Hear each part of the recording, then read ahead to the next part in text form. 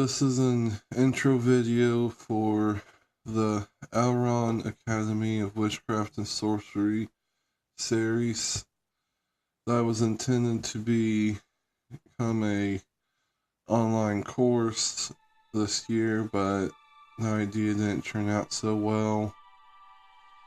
I don't know how far I'll get with this series, but the intention was primarily there would be 10 classes with multiple extracurricular courses. These classes being potions or potionology, herbology, operative magic, which is basically like spell work, hands-on basic stuff, history of magic, hedge witchery, which, despite what some believe, isn't the same thing as herbology. It deals more with what you might call astral travel, astral projection, though I'm not sure they're exactly the same thing. Magical theory, the dark arts, being both offensive and defensive magic, which may be turned into 2 different courses.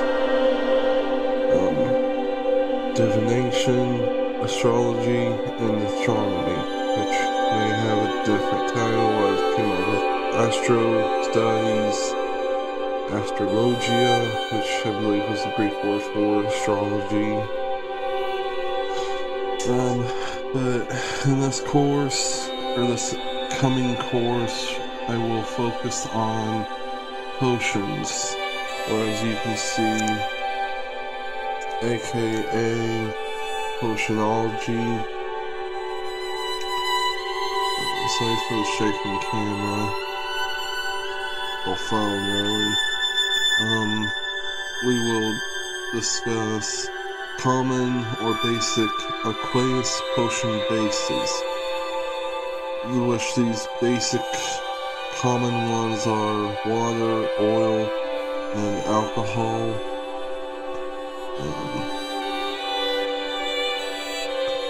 Nature's bases such as plant juices, etc. I don't know why I just got real shaky suddenly. Maybe one of those things to keep the camera still. There's examples of potions made with each of these potion bases, such as hoodoo oils,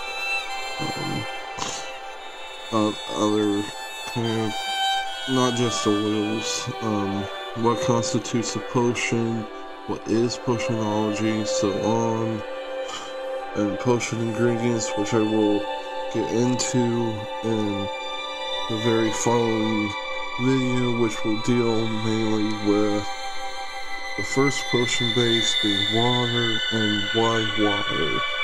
My theories about it leading into what I call Aethyreal Physics.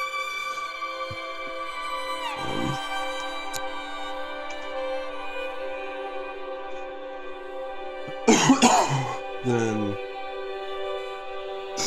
I'll go into lore and so forth.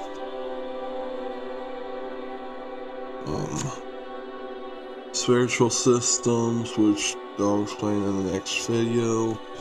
So, I'll see you in the next video. Okay, after several failed attempts at trying to get this phone propped up to show this, it hasn't worked out, so I'll have to just hold it and try and stay still. So, the main question was why water is used in basic potion making. Some of the reasons would include the lore and mythology, such as the belief that witches and vampires and evil spirits can't cross over running water. Why does it have to be running? there was a document by the Hermetic Order of the Golden Dawn where it dealt with the Qliphothic spirits, or the Qliphoth and the Goetia, or Goetic spirits. And one of the things was it suggested using, I believe it was something like a scorpion filled with stagnant water. So I assume like still water that's gone stagnant represents evil or draws evil, like a stench. Like how sometimes if the devil appears, like in the Amityville Horror, like if a demon or the devil appears, there'll be a bad smell, like manure or sulfur. Spiritual systems such as hoodoo, voodoo, Santeria,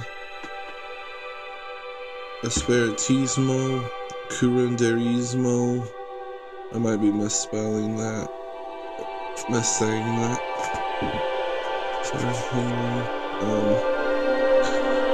Kimbanda, Palo, etc.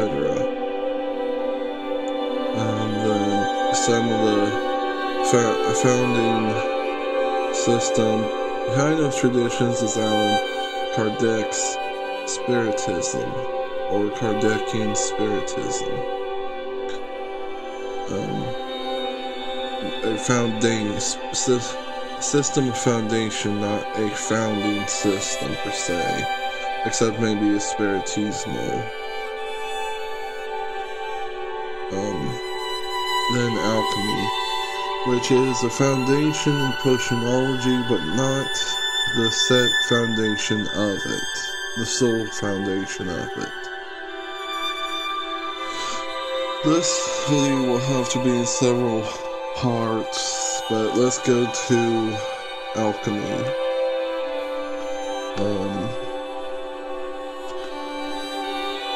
The Jean Dubois, I don't know how you pronounce his name, the philosophers of nature.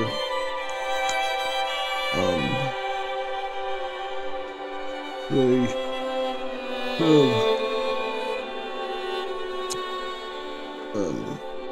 given each of these 4 basic gases a elemental association. I know that might seem ridiculous to some, as the gas would naturally be associated with the air element, such as solid would be earth and liquid would be water, then fire would be plasma. As you can see, nitrogen is air, carbon is earth, oxygen is water, hydrogen is fire. Now this leads over into the... Alright,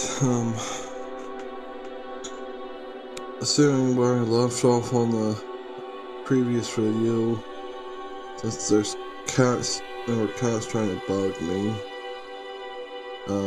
Water, or H2O, which is made up of 2 hydrogen atoms and 1 oxygen atom, is my theory that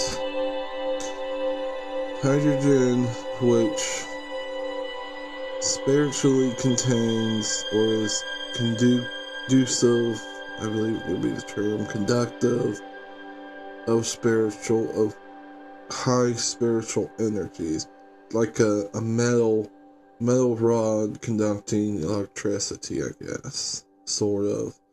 I'm not saying that's actually what it is, it's just a theory that Fire can be seen as being pure energy or even pure spiritual energy. Celestial fire, infernal flame, the soul. Well, the soul being the divine spark. Literally, celestial, the base of the soul is celestial fire, or infernal flame, or Promethean fire, Olympian fire, whatever you want to call it.